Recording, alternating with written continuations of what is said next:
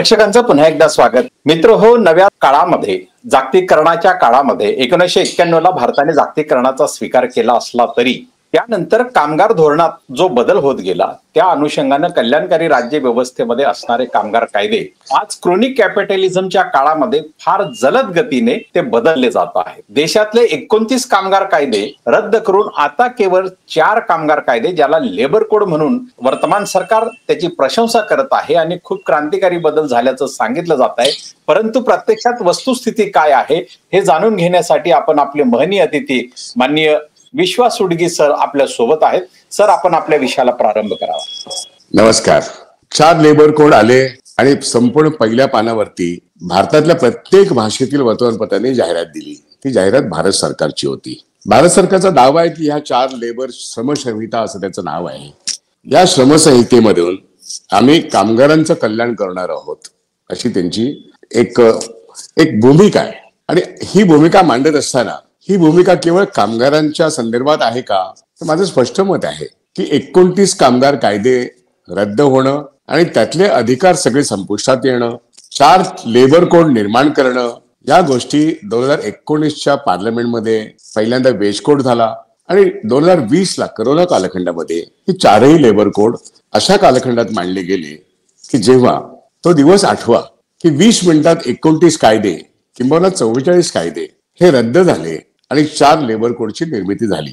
एक veg code, दुसरा industrial relations code, तिसरा सोशल सिक्युरिटी कोड आणि चौथा ऑक्युपेशन आणि सेफ्टी कोड. या 4ही कोडमध्ये जी संहिता लिहून काढलेली श्रम संहिता असं आताच्या सरकारचं त्याचं नाव आहे. ही जी लिहून काढलेली गोष्ट आहे याला नोटिफिकेशन राष्ट्रपतींनी त्याच वेळेस केलेली आहे. म्हणजे 2019 आणि 2020 मध्ये संसदेमध्ये जेव्हा हा कायदा विधेयक मांडलं गेलं, दुसऱ्या दिवशी प्रेसिडेंट ऑफ इंडियाने त्याच्यावरती सँक्शन केलेलं आहे.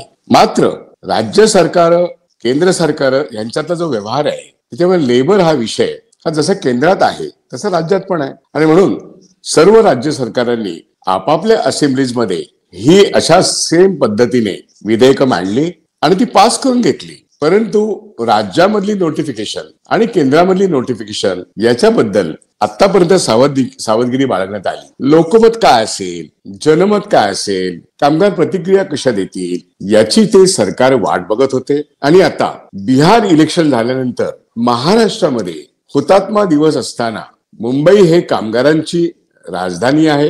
होय, ते भांडवलदारांची पण राजधानी आहे. या ठिकाणी 21 नोव्हेंबरला पहिल्या पानावरच्या मोठमोठ्या जाहिराती झळकल्या आणि आता त्या झळकतच आहेत. या 4 लेबर कोडमधून नंदनवन या देशामध्ये येईल असा जेव्हा राष्ट्रीय स्वयंसेवक संघ प्रणित भारतीय जनता पार्टीचं सरकार, त्याला एनडीए सरकार तरी का म्हणावं, ते भारतीय जनता पक्षाचं सरकार आहे, त्यांचा दावा आहे. मुद्दा असा आहे की हा कामगारांवरचा हल्ला नसून हा राजकीय हल्ला आहे. एकूणच संविधानातून निर्माण झालेले कायदे भारतीय संसदेने 1950 साली 26 जानेवारीला प्रजासत्ताक म्हणून स्वतः जाहीर केलं.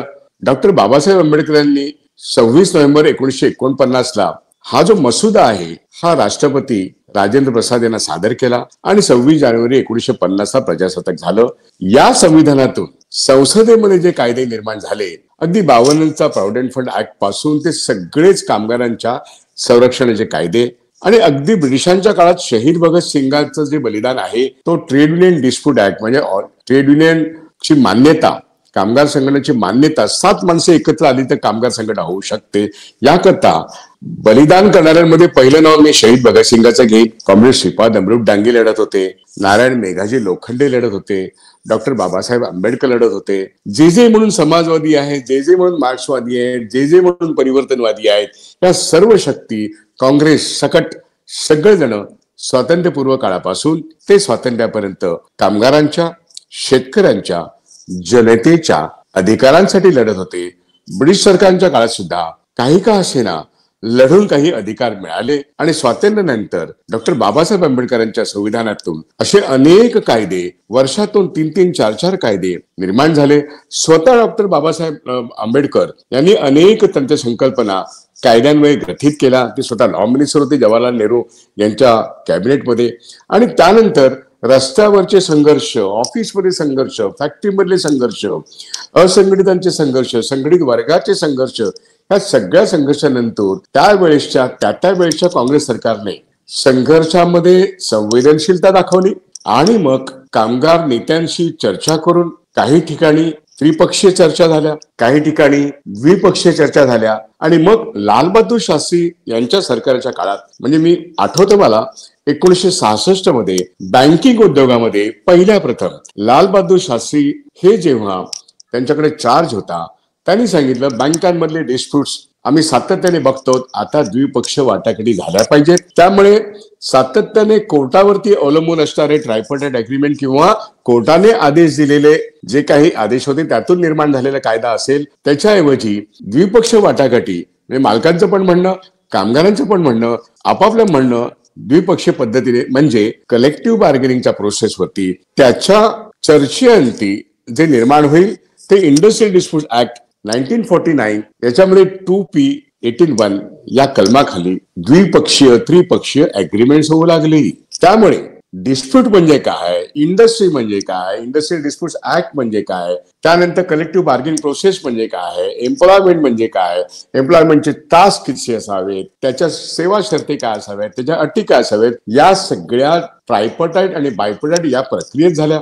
संघटित कामगारांनी लढून मिळवलं, असंघटितांसाठी पण मिळवलं, संघटितांसाठी मिळवलं, त्यातून वेज अकॉर्ड निर्माण झाले आणि अशा तऱ्हेने भारतामध्ये पे कमिशनच्या निर्मितीस केंद्र सरकारच्या कर्मचाऱ्यांच्या संघटना, राज्य सरकारच्या संघटना, सार्वजनिक क्षेत्राच्या संघटना, बँका, विमा, GIC इथल्या संघटना, फॅक्टरी मधल्या संघटना यांनी लढून मिळवलेले जे अधिकार आहेत ते काँग्रेसच्या कालखंडामध्ये हे निश्चितपणे लोकशाही पद्धतीने संविधानावरती आधारित कामगारांना, मग ते संघटित असतील किंवा असंघटित असतील, त्यांना काही अधिकार देणारे असे कायदे झाले आणि ते संसदेने पास केलेले आहेत. संसदेमध्ये विरोधकांचं ऐकून घेऊन चर्चा करून ते पास झालेले आहेत. ही जी संसदीय लोकशाहीची प्रक्रिया संविधानाला अभिप्रेत ती पूर्ण करून त्यावेळेस हे कायदे झाले. 4 श्रमसंहिता मोदी सरकारने ज्या कोरोना कालखंडात आणल्या 2020 मध्ये, आणि आता जे काय 4 labour code, wage code, industrial code, occupation safety code आणि अर्थातच सोशल सिक्युरिटी कोड, या चारही मधून माझं ठाम मत आहे, स्पष्ट मत आहे, शहीद भगतसिंगांपासून, कॉम्रेड डांगेंपासून आणि नारायण मेघाजी लोखंडेपासून ते आतापर्यंत लढून मिळवलेले सगळे कामगारांचे अधिकार आता मातीमोल झालेले आहेत. कामगाराला मालकाच्या दारामध्ये एक वेठ बिगार म्हणून उभा करणं हे या 4 संहितांमधून सिद्ध झालेलं आहे. आणि कोरोना कालखंडापासून नव्हे, 2019 पासून हे जेव्हा कायदे संसदेमध्ये एकतर्फी झाले, विरोधकांचं म्हणणंच ऐकून घेतलं नाही मोदी सरकारने आणि त्याला आता एका नोटिफिकेशन मधून प्रत्यक्ष रूप दिलेलं आहे. हा वेठ बिगार, कामगाराला वेठ बिगार बनवणारा असे हे 4 संहिता आहेत. तुम्ही वयाच्या 58 किंवा 60 वर्षी निवृत्त होऊच शकत नाही. आता कायम स्वरूपाची नोकरी विसरून जा. तुम्हाला प्रॉव्हिडंट फंड, ग्रॅच्युटी, पेन्शन, ही जी काही सुपर ॲन्युएशन बेनिफिट्स आहेत, म्हणजे निवृत्तीचे फायदे देणारे संस्था आहेत, विसरून जा. आता फिक्स टर्म एम्प्लॉयमेंट म्हणजे तो टर्म मालक ठरवेल की कामगाराने 1 वर्षाचा टर्म फिक्स टर्म घ्यावं का 2 वर्षाचं घ्यावं का 3 वर्षाचं घ्यावं, तसं तो एक पत्र देईल आणि तू बाबा फिक्स टर्म घे. हे दिसायला सोपं आहे. सरकार जाहिरात करता आम्ही नियुक्तीचं पत्र देऊ, पण नियुक्तीचं पत्र देत असताना बाजारामध्ये बेकारांची जी फौज आहे त्या फौजेमध्ये मी अधिक कमी पगारावरती काम करतो, मला नियुक्त करा म्हटल्यानंतर मला पहिल्यांदा बाहेर काढण्यात येईल आणि बेकाराला पुढे आणण्यात येईल. अशी बेकारांची प्रचंड फौज असताना अशा वेळेस आम्ही नियुक्त पत्र देऊ आणि तुम्हाला नोकरी देऊ. नोकरी म्हणजे काय? कॉन्ट्रॅक्ट. मालक आणि कामगार यांच्यामध्ये कॉन्ट्रॅक्ट होणार आणि एक मालक एक कामगार याच्यामध्ये कॉन्ट्रॅक्ट होणार. मग कुठे आलाय सामुदायिक सौदेबाजीचा प्रश्न? कुठे आहे कलेक्टिव्ह बार्गेनिंग प्रिन्सिपल? कुठे आहे द्विपक्षीय करार किंवा द्विपक्षीय करार? आता एकेका कामगाराबरोबर मालक करार करू शकतो हे या श्रमसंहितेत आलेलं आहे, हे या वेज कोड मध्ये आलेलं आहे. किमान वेतन, समान कामाला समान वेतन विसरून जा. मालक सांगेल तेवढंच वेतन, मंजूर नसेल तर get out, you have been hired and you are being fired. अशी एक अस्थिर परिस्थिती प्रत्येक कामगाराच्या जीवनामध्ये निर्माण करणं, याला चातुर्वर्ण्य पद्धतीमध्ये ज्या संहिता होता तशा कामगाराच्या जीवनामध्ये ह्या 4 संहिता आता ह्या पुढच्या कालखंडात येणार आहेत. ऑलरेडी लिबरलायझेशनच्या प्रक्रियेमध्ये खाजगी क्षेत्रामध्ये कॉन्ट्रॅक्ट सिस्टम आहेच. हायकोर्ट दाद देत नाही, सुप्रीम कोर्ट दाद नाही, रिजनल लेबर कमिशन दाद देत नाही, चीफ लेबर कमिशन दाद देत नाही.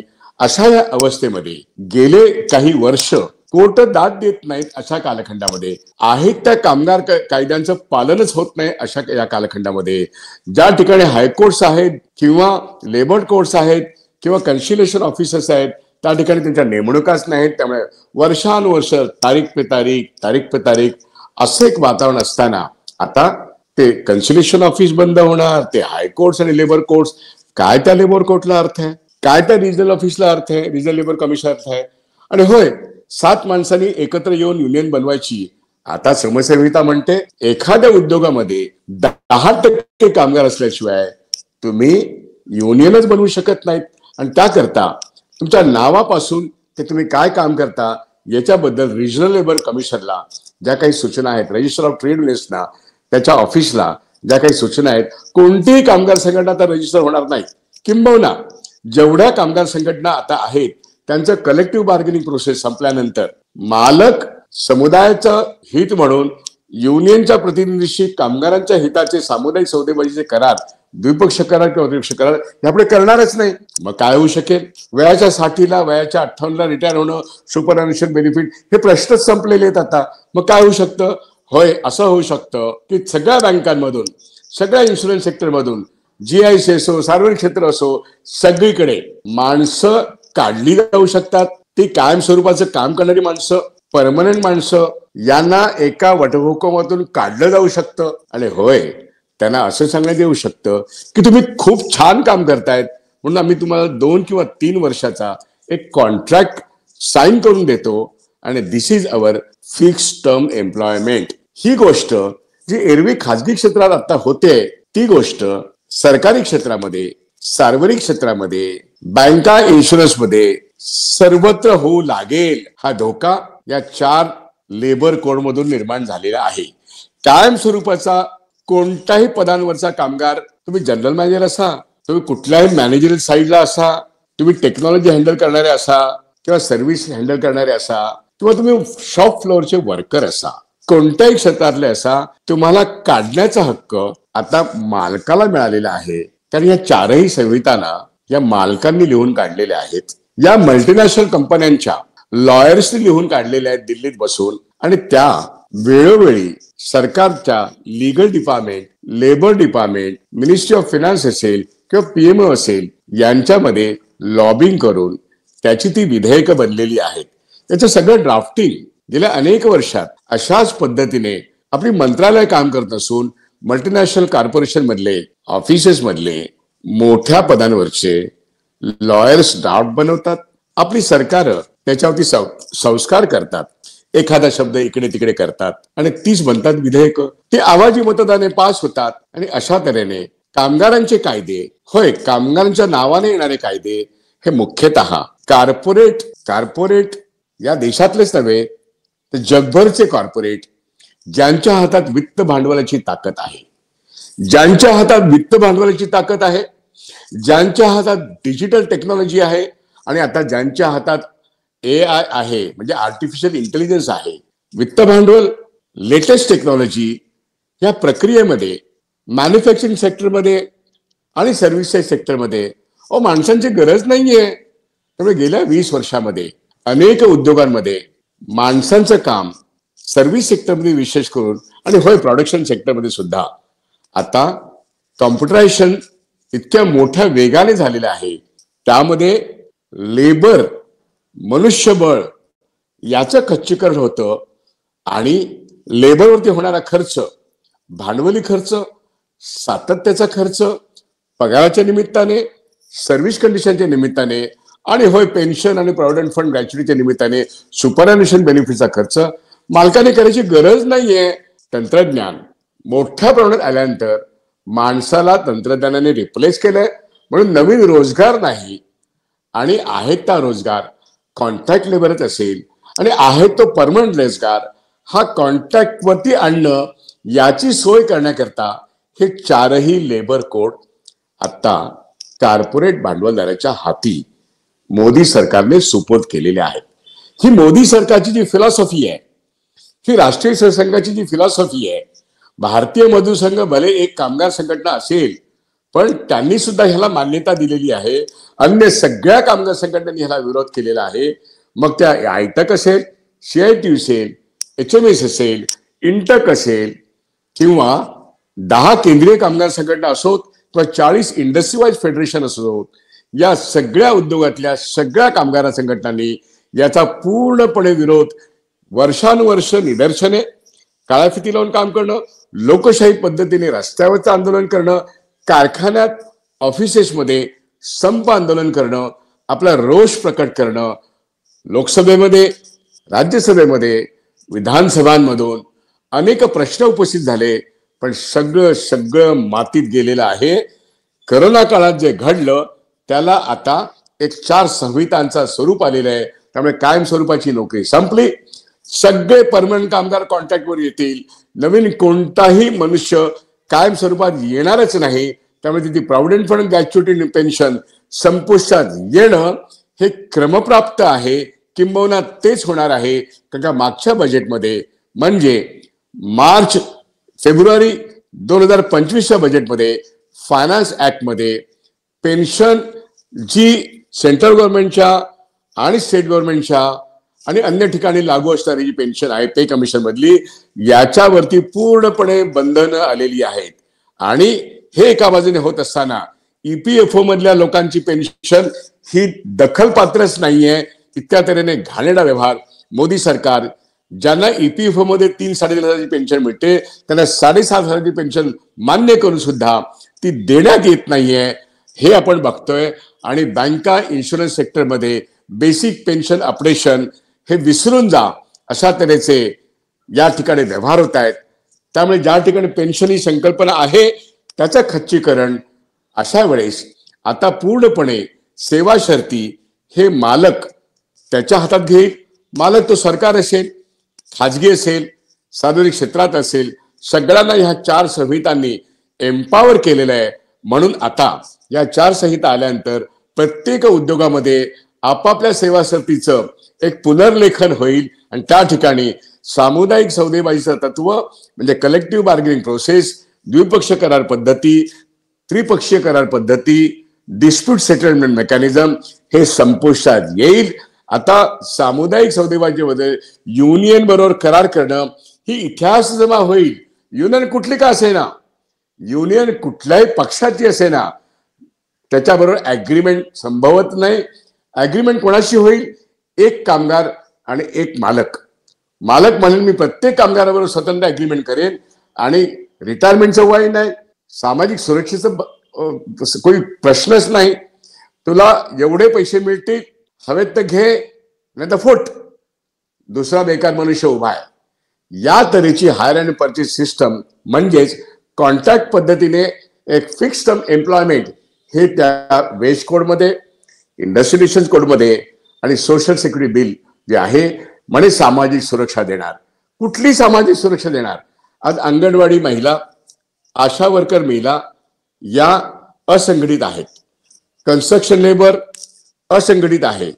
यांच्या नावाने जो सेस जमा होतो, या सेस मधून एकही पैसा तो कन्स्ट्रक्शन लेबरला मिळाला पाहिजे, बांधकाम कामगारांना तो मिळतच नाही. त्यांच्या आरोग्य सेवा मिळतच नाही. विडी कामगार, त्यांची घरं, त्यांची स्कॉलरशिप, जे काही पैसे त्यांच्या नावाने जमले सरकारकडे ते सायफन आउट होत आहेत. मग ते काय अंगणवाडी महिला किंवा तुमच्या लाडक्या बहिणी किंवा आता बिहारमध्ये 10,000 रुपये दिले, एक पैसे कुठून आले? हे पैसे अशाच सगळ्या योजनांमधून आले आहेत. ते इथून तिथे सायफन आउट होत आहेत, पुरवण्या मागण्यांमधून येत आहेत, ते दुसरीकडे पाय फुटतात त्याला. पण आता महत्वाची गोष्ट ही की अंगणवाडी आणि आशा वर्कर्स, कन्स्ट्रक्शन लेबर आणि विडी कामगार किंवा शेतमजूर आणि अशा अनेक असंघटित वर्गाचे जे 40 ते 45 घटक आहेत, यांच्या नावाने असणारे बोर्ड, मग ते माथाडी बोर्ड असेल किंवा आणखीन कुठलाही बोर्ड असेल, याला आता काहीही अर्थ राहणार नाही. हे सगळं संपुष्टात येईल. हे सगळे कायदे मोडण्यात येईल आणि जे मानधनी आहेत, अंगणवाड्याचं खाजगीकरण होणं, आशा वर्कर्सच्या व्यवसायाचं खाजगीकरण होणं, म्हणजे ज्या सेवांचं खाजगीकरण होणं, इस्पितळांमध्ये जी सरकारी इस्पितळ आहेत त्याचं खाजगीकरण झाल्यानंतर आत्ताच्या 4 संहिता आहेत याची अंमलबजावणी होणार. त्यामुळे ESI मधला जमलेला पैसा, तिथले हॉस्पिटल्स ऑलरेडी 10-15 वर्ष त्या ठिकाणी डॉक्टर्स नाहीत, नर्सेस नाहीत, औषधं नाहीत आणि आता तर कामगारही असणार नाही. मग जे काय असेल ते खाजगीकरणामध्ये सरकारी इमारती, सरकारी व्यवस्था ह्या खाजगी हाताने देऊन टाकून सरकार नामानिराळा होणार आणि या 4 संहितांमधून सरकार कुठल्याही कामगाराचं काहीही दायित्व ठेवू शकत नाही, ठेवणार नाही. ना त्याचे अधिकार, ना त्याच्या डोक्यावरचा प्रॉव्हिडंट फंड, ग्रॅच्युटी, पेन्शन किंवा अन्य काही त्याचे फायदे, कशाची जबाबदारी सरकार घेत नाहीये, महानगरपालिका घेणार नाही. त्यामुळे महानगरपालिकांच्या कर्मचाऱ्यांची पेन्शन, प्रॉव्हिडंट फंड, ग्रॅच्युटी, अन्य काही फायदे सगळं मुसळकेरात या 4 संहितांमधून झालेत. प्रत्येक उद्योगामध्ये अंतर्गत आता जे काही उपलब्ध आहे त्याचं एक पुनर्निरीक्षण होईल, रिव्ह्यू घेण्यात येईल. मालकाचे हात एवढे मजबूत झालेत की सरकारने अंगच काढून घेतलेले आहेत. आता फक्त सरकार सुद्धा एक खाजगी मालकासारखं काम करेल. खाजगी मालक ऑलरेडी खाजगी मालकासारखं काम करतोय. कोणत्याही कारखान्यामध्ये 300 कामगारापेक्षा जास्त नाहीतच, पण जिथे ते आहेत त्या ठिकाणी कारखाना बंद करायचा असेल तर सरकारला नोटीस द्यायला लागणार नाहीत, कारण का सरकार हात वर करते. त्यामुळे कारखाने बंद होणार. कारखान्यामध्ये नवीन लोक आणणं, 5, 10, 15, 50, 100 याच्यामध्ये आधुनिक तंत्रज्ञानाच्या आधाराने नवीन धंदा सुरू करणं.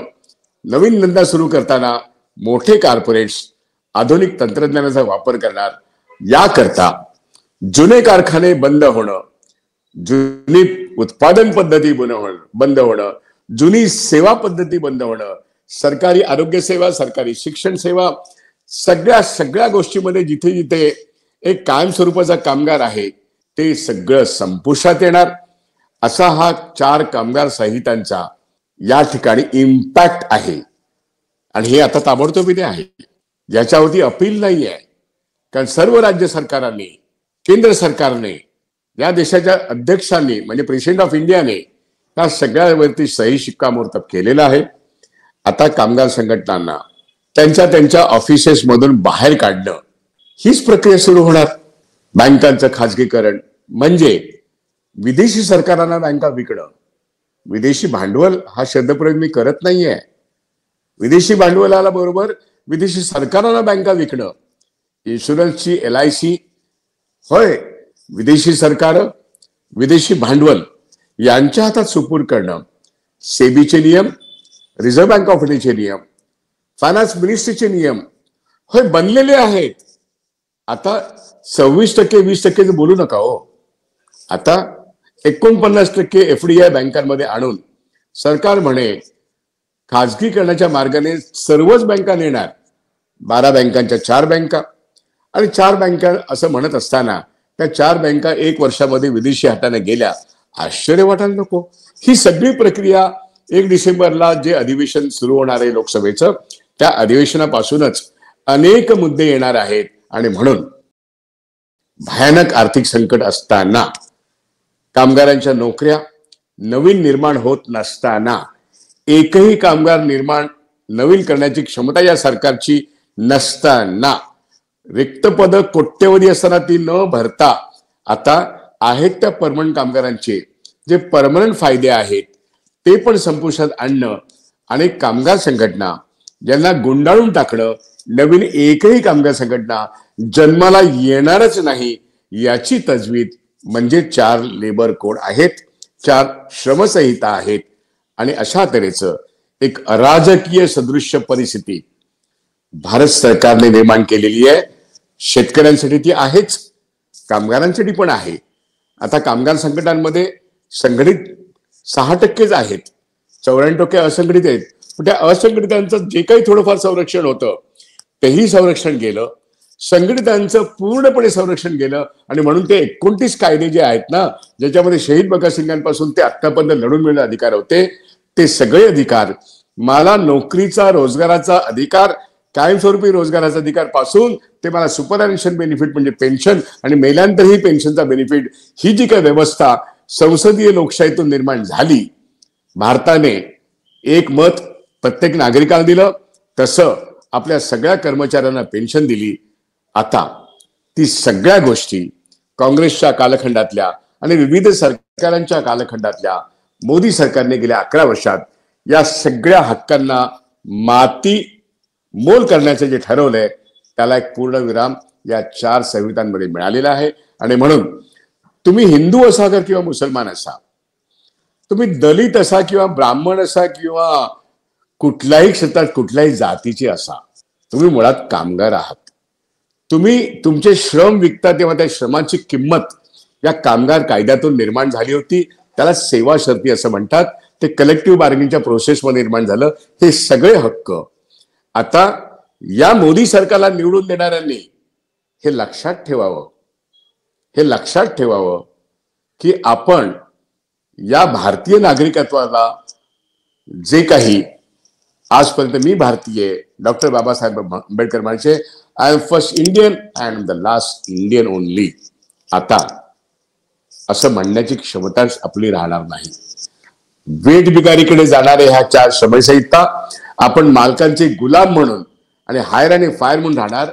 त्यामुळे मोदी सरकारला मत देणाऱ्या तमाम मध्यम वर्गाने, तमाम कामगार वर्गातल्या कोणत्याही संघटनेचे लोक असेनात, त्यांनी विचार करावा की आपण मोदी सरकारला मत देऊन आपल्या पायावरती कुऱ्हाड मारून घेतलेली आहे. आपले सगळे अधिकार आता शिक्षणाचे, रोजगाराचे, आरोग्याचे सगळ्यावरती बुलडोजर फिरवलेला आहे. गुलामगिरी नव्हे, चक्क हायर अँड फायर. गुलामगिरी विरुद्ध चीड आली पाहिजे, संतापाने लढून उठलं पाहिजे. म्हणून शिका, संघटित व्हा आणि संघर्ष करा. हे ज्या डॉक्टर बाबासाहेब आंबेडकरांनी आम्हाला संदेश दिला, लोक शिकायला लागले, संघर्ष करू लागले आणि त्यांनी हे अधिकार मिळवले. त्या भारतीय जनतेचे हे सगळे अधिकार, मी असं म्हणतो, हा कामगारांवरचा हल्ला नाही, हा चक्क मोदी सरकारचा एक राजकीय हल्ला तमाम कष्टकऱ्यांवरती आहे. आणि म्हणून काँग्रेस पक्षच का, जे म्हणून धर्मनिरपेक्ष पक्ष आहेत, ज्या धर्मनिरपेक्ष संघटना आहेत, त्या सगळ्यांनी कॉर्पोरेट भांडवलदाराचं, म्हणजे ज्याच्या हातामध्ये फायनान्स कॅपिटलची ताकद आहे जगभरची, ज्याच्या हातामध्ये आधुनिक टेक्नॉलॉजी आहे, ज्याच्या हातामध्ये आता एआयचं सामर्थ्य आहे, त्याला कामगाराच्या हस्तक्षेपाची गरजच नाही आहे. त्यामुळे कामगारांचे अधिकार अशा ह्या कालखंडात जेव्हा संपुष्टात येतात, तो मॅन्युफॅक्चरिंग सेक्टर असो, तो फॅक्टरी वर्कर असो, तो ऑफिस वर्कर असो, तो शॉप फ्लोअर असो किंवा जनरल मॅनेजर असो, तो एक कॉन्ट्रॅक्ट एम्प्लॉई राहील. तो फिक्स टर्म 1 वर्षाचा टर्म मिळेल, नाही तर मध्येच you can get out, I can hire somebody, I can fire somebody, हीच रीती अवलंबली जाईल. आणि हेच या 4 संहितांचं नेमकं स्वरूप असेल. याच्या विरुद्ध सगळ्या कामगार संघटनांनी, जर तुम्हाला देशाचं संविधान मान्य आहे, कामगारांचे अधिकार, जनतेचे अधिकार, शेतकऱ्यांचे अधिकार मान्य असतील, तर एकत्र आणि रस्त्यावरची लढाई करा. आणि या ठिकाणी ही वेठबिगारी, गुलामगिरी, जी डॉक्टर बाबासाहेब आंबेडकर वारंवार सांगितली, याच्या विरुद्ध संघर्ष करा. आता ती गुलामगिरी आपल्याला नवीन कायद्याच्या लेबर कोडच्या स्वरूपात आपल्या समोर आलेली आहे. याच्या विरुद्ध राजकीय दृष्ट्या संघर्ष करणं आवश्यक आहे. हा केवळ कामगारांचा प्रश्न नाही आहे, हा सर्व धर्मनिरपेक्ष राजकीय पक्षांच्या एकूणच त्यांच्या हक्कांवरती, त्यांच्या नागरिकांवरती आणि त्यांच्या वोटिंग पॉवरवरती हल्ला आहे, असं माझं मत आहे. आणि 4 लेबर कोड नीटपणे वाचा, अर्थ समजून घ्या आणि जन आंदोलनाची तयारी करा. एवढंच या ठिकाणी सांगतो. भारतीय संविधानाचा दिवस 26 नोव्हेंबर असताना डॉक्टर बाबासाहेब आंबेडकर यांच्या तमाम संकल्पनांवरती हल्ला करणारं, मनुस्मृती येईल तेव्हा येईल, पण मनुस्मृती मानणारं हे मोदी सरकार, हे RSS सरकार आणि हे फॅसिस्ट सरकार, आज त्यांनी कृती केली आणि भारतीयांच्या हक्कांवरती, स्वातंत्र्य चळवळीच्या आधीपासून लढून मिळवलेल्या आणि स्वातंत्र्यानंतर 75 वर्ष लढून मिळवलेल्या या सगळ्याच हक्कांवरती त्यांनी बुलडोझर फिरवलेला आहे. आणि म्हणून हा बुलडोझर उलटा फिरवण्याची ताकद जनतेच्या संग्रामामध्ये आहे. आणि म्हणून अजून एक मोठा संघर्ष विंदा करंदीकरांच्या कल्पनेप्रमाणे, त्यांच्या कवितेप्रमाणे अजून एक मोठं जन आंदोलन आपल्या सर्वांना करायचं आहे. आणि विंदा करंदीकरांच्या शताब्दी वर्षानिमित्त या ठिकाणी अजून एक जन आंदोलन बाकी आहे. कामगारांनी, भारतीयांनी, तमाम हिंदू, मुस्लिम, तमाम अल्पसंख्यानी, तमाम भारतीय सगळ्या जाती धर्माच्या लोकांनी रस्त्यावरती येऊन हा संघर्ष लढवणं आवश्यक आहे. हे माझं या 4 लेबर कोडच्या अनुषंगाने नम्रपणे सांगणं आहे. रस्त्यावरच्या लढ्याशिवाय पर्याय नाही. हा आधुनिक फॅसिझम, हा फायनान्स कॅपिटलचा आणि आधुनिक टेक्नॉलॉजीचा एक जबरदस्त हल्ला आहे. आणि म्हणून आपण पडतं न घेता, आपण माणूस आहोत, माणूस म्हणून हा संघर्ष केला पाहिजे. 4 लेबर कोड समजून घेण्याकरता पुन्हा एकदा, ते केवळ कामगारांचे प्रश्न नाहीत, ते केवळ कामगार संघटनांचे प्रश्न नाहीत, ते तमाम राजकीय पक्षांचे प्रश्न आहेत. कारण का हा मोदी सरकारचा, भांडवलदारांचा एक सरळ सरळ राजकीय हल्ला आहे. त्याचं स्वरूप पण तसं आहे. आणि म्हणून याच ठिकाणी थांबतो. हम लढेंगे, हम जीतेंगे हा व्हिडिओ आपण सर्वांपुढे लाईक करावात, शेअर करावात आणि जन आंदोलनासाठी तयारीत राहावं.